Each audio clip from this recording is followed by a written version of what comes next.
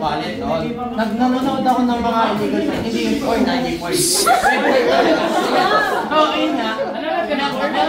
Meron akong assets, which is $100 sa MetaMask wallet ko, na drain lahat ng pera ko doon. Dahil nanonood ako sa illegal sites. Yeah. So, viruses. Pwede rin data breach. Makukuha rin yung identity mo, personal information mo sa internet.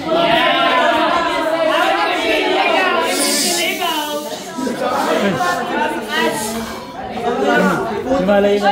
Labo din ang mga video sa illegal sites, ha? Wait.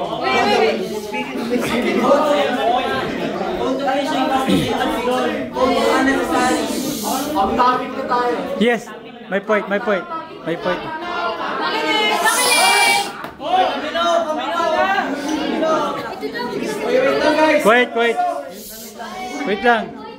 lang po. Go.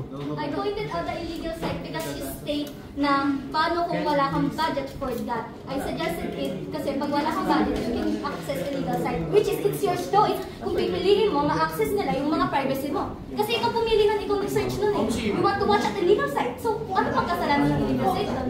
Wait, hindi ko sinabi gusto ko mag-watch sa illegal sites. Gusto ko ma-watch. Ay, pinoint out ko. Kailangan ko pa magbayad sa other application. Para lang... You brought up illegal sites, which is kind of... Okay guys, can we just drop that? Wait lang. I-drop muna natin yun kasi parang off topic na. We're talking about security na focus tayo doon sa content, content mismo.